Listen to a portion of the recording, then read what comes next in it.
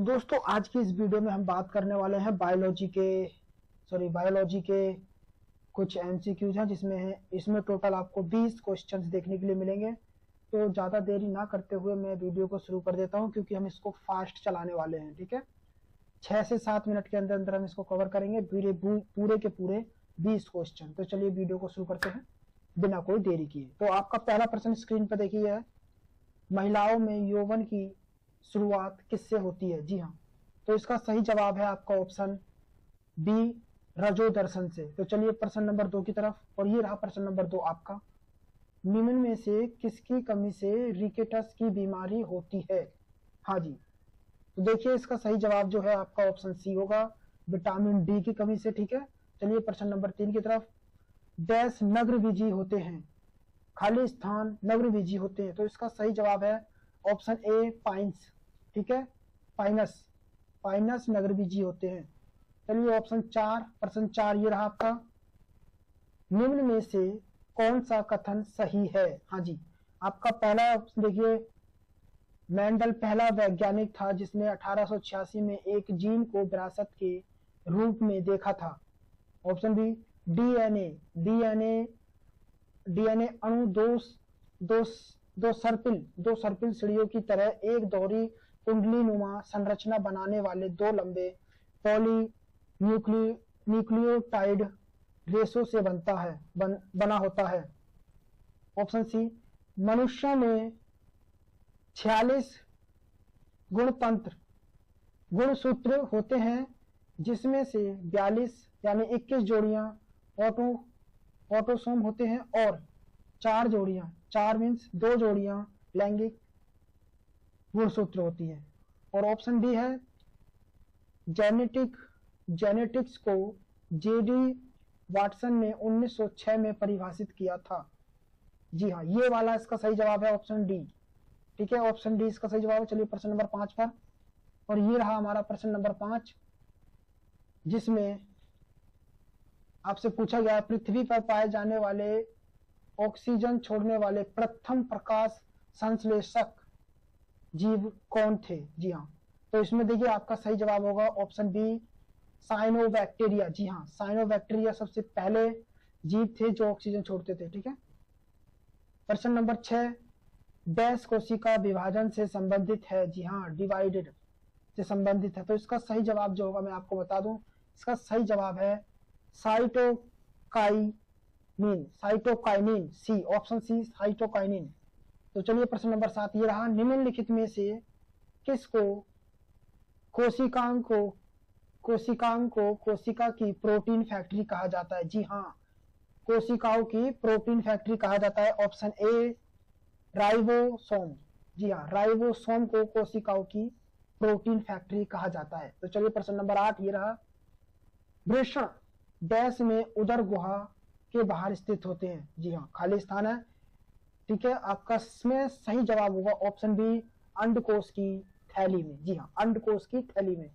तो चलिए प्रश्न नंबर 9, निम्नलिखित में से किन स्थायी ऊतकों में कोशिकाएं मृत होती हैं? जी हाँ, मृत होती हैं।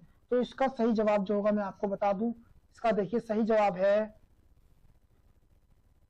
इसके लिए रेन काइमा। ठीक है, इसके लिए रेन काइमा, ऑप्शन ए। तो चलिए 10% पे आ गया हमारा प्रश्न नंबर 10, कार्बोहाइड्रेट, प्रोटीन और वसा का पूर्ण पाचन कहां पर होता है? जी हाँ, इसका सही जवाब है आपका ऑप्शन सी, छोटी आंत में। जी हाँ, छोटी आंत में पाचन होता है, वसा होता है। ठीक है, तो चलिए प्रश्न नंबर 11 पर, और ये रहा,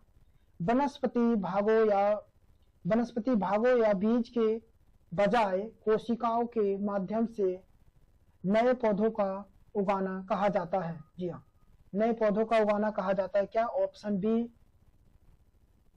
उतक समधर्न। ठीक है, सबधर्न, उतक सबधर्न। तो ये रहा प्रश्न नंबर 12, निम्नलिखित में से कौन सा जंतुओं का सबसे बड़ा समूह है? हाँ, निम्नलिखित में से कौन सा जंतुओं का सबसे बड़ा समूह है?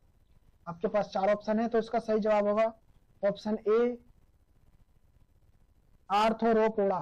ठीक है, आर्थ्रोपोडा। ठीक है, तो चलिए चलते हैं प्रश्न नंबर 13 पर। ये रहा प्रश्न नंबर 13।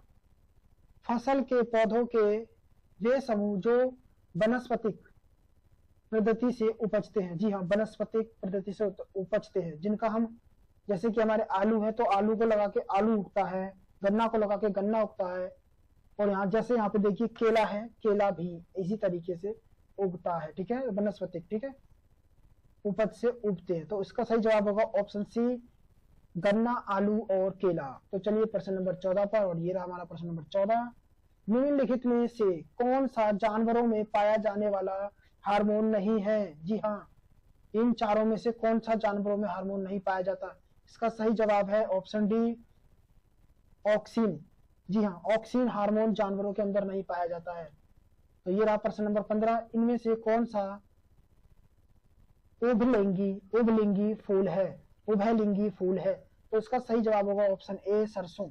जी हाँ, सरसों एक उभयलिंगी फूल है। तो चलिए चलते हैं प्रश्न नंबर 16। ये रहा, रक्त में पाई जाने वाली डैश शरीर में ऑक्सीजन परिवहन के लिए जिम्मेदार होती है? जी हाँ, कौन सी नस जो होती है, कौन सी कोशिकाएं होती हैं जो हमारे खून को ऑक्सीजन परिवहन के लिए जिम्मेदार होती हैं, मतलब ऑक्सीजन ट्रांसफर करती हैं?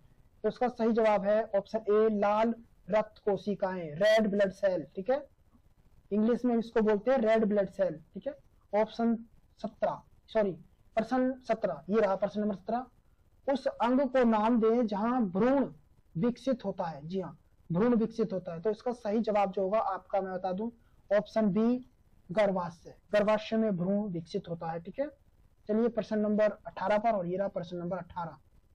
निम्नलिखित जानवरों में से कौन सा ट्रिलोब्लास्टिक नहीं है? ट्रिलोब्लास्टिक नहीं है, ठीक है। तो इसका सही जवाब होगा आपका होगा ऑप्शन सी, जेलीफिश। जेलीफिश जो है ट्रिलोब्लास्टिक नहीं होती है, ठीक है। तो चलते हैं प्रश्न नंबर 19 पर, और ये रहा हमारा प्रश्न नंबर 19। मनुष्यों में अनैच्छिक क्रियाएं जैसे कि रक्त दबाव, लार और उल्टी को इस द्वारा नियंत्रित किया जाता है। इस द्वारा नियंत्रित किया जाता है, मतलब ये आपसे पूछ रहा है किस द्वारा नियंत्रित किया जाता है? तो इसमें आपका सही जवाब जो होगा ऑप्शन डी होगा, मैंड्यूला। जी हाँ, इंग्लिश में भी इसको मैंड्यूला ही बोलते हैं। तो मैंड्यूला जो है इसको नियंत्रित करता है, कंट्रोल करता है। तो चलिए प्रश्न नंबर 20 पर, जो है हमारा आखिरी प्रश्न इस वीडियो का, ठीक है। ऑप्शन देखिए 20, इसके पास 4 ऑप्शन है आपके। एक फूल के प्रजनन का भाग कौन सा है? ये फूल का प्रजनन का भाग कौन सा है आपको बताना है। तो देखिए प्रश्न नंबर ये लास्ट है, तो मैं आपको बता दूं, वीडियो अच्छी लगे तो चैनल को सब्सक्राइब करके वीडियो को लाइक जरूर कर दें, ठीक है। तो इसका सही जवाब होगा आपका ऑप्शन डी, ठीक है, पुलकेसर और अंडप, ठीक है, पुलकेसर और अंडप। तो चलिए मिलेंगे कल एक और नई वीडियो में, तब तक के लिए बाय बाय।